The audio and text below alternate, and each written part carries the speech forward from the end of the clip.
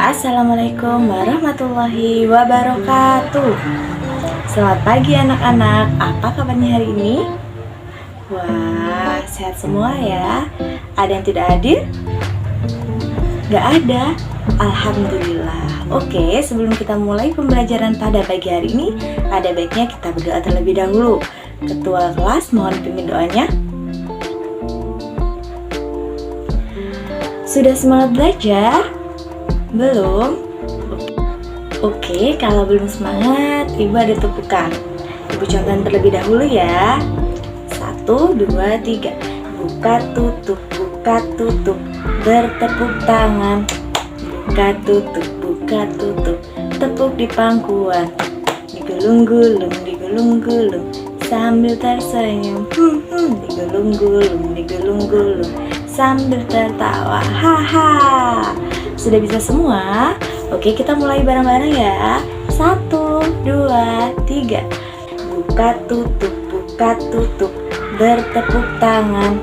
Buka tutup, tepuk di pangkuan. Digulung-gulung, sambil tersenyum. Digulung-gulung, sambil tertawa. Haha. Ada yang tahu kita akan belajar apa pada pagi hari ini? Belum ada yang tahu? Oke, Ibu kasih clue terlebih dahulu ya. Nah, di daerah Lubuk Linggau ini ada cerita itu namanya Bujang Kurap. Ada yang tahu Bujang Kurap itu termasuk ke dalam cerita apa? Apa? Legenda. Wah, pinter. Oke, jadi hari ini kita akan belajar legenda. Jadi tujuan pembelajaran pada pagi hari ini adalah siswa dapat mengetahui apa itu legenda dan unsur-unsur implisit dalam legenda. Terus yang kedua, siswa dapat mengetahui contoh dari legenda. Jadi, langsung saja, legenda adalah cerita rakyat kuno yang berkaitan dengan peristiwa sejarah tentang asal-usul sihir, gaib, dan tempat-tempat yang dibumbui dengan sifat-sifat karakter. Setelah kita mengetahui apa itu legenda, selanjutnya kita akan membahas unsur-unsur intrinsik dalam legenda. Yang pertama ada tema, tokoh, latar, plot, sudut pandang, dan pesan. Baiklah, kita sudah mengetahui apa itu legenda, unsur-unsur intrinsik yang terdapat dalam legenda. Selanjutnya kita akan menonton video legenda berikut ini bersama-sama. Tapi sebelum Ibu play videonya, Ibu akan jelasin terlebih dahulu tugas kalian apa. Yang pertama, kalian amati terlebih dahulu videonya. Selanjutnya, kalian membuat ringkasan mengenai video tersebut. Lalu, yang keempat, kalian mempresentasikan ke depan kelas. Selanjutnya, kita akan menonton video bersama-sama. Bujang Kurap dan legenda Danau Rayo. Danau Rayo merupakan salah satu wisata di Provinsi Sumatera Selatan yang berada di kawasan hutan lindung, Kabupaten Musirawas, tepatnya di Desa Sungai Jernih, Kecamatan Muara Rupit. Danau Rayo memiliki luas 100 hektar dengan panorama yang indah dan air yang jernih. Di danau ini banyak ditemukan ikan jenis koi kuning, ikan arwana, dan ikan buntal. Namun siapa yang menyangka, di balik kejernihan airnya, danau ini memiliki legenda yang masyhur bernama Bujang Kurap. Pada zaman dahulu, ada seorang pemuda tampan dan sakti mandraguna. Salah satu kesaktiannya, ia bisa berubah wajah dari pemuda tampan menjadi pemuda buruk rupa. Kesaktiannya ini ia lakukan untuk mengetahui sikap seseorang yang hanya menilai orang lain dari fisiknya, bukan dari kebaikan hatinya. Suatu hari, pemuda tampan yang berubah rupa menjadi bujang kurap karena sekujur tubuhnya dipenuhi dengan penyakit kurap, mengembara dan singgah di sebuah desa bernama Desa Pagaremayu yang kini berubah nama menjadi Desa Karangpanggung. Saat itu Desa Pagaremayu tengah digelar pesta rakyat. Pesta itu dihelat secara besar-besaran selama 7 hari 7 malam.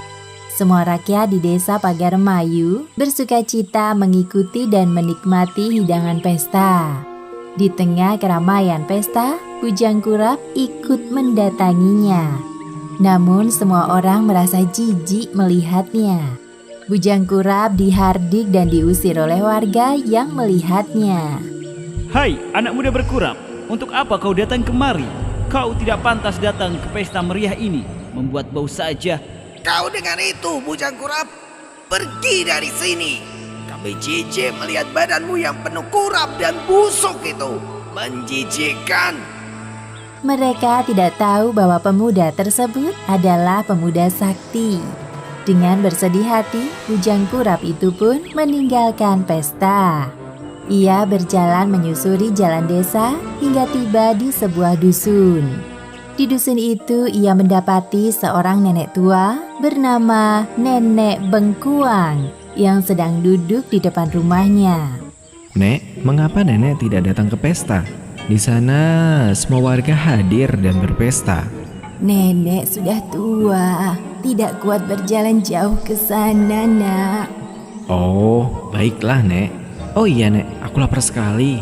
Apakah nenek punya makanan? Maafkan nenek, Nak. Nenek tidak punya makanan apa-apa.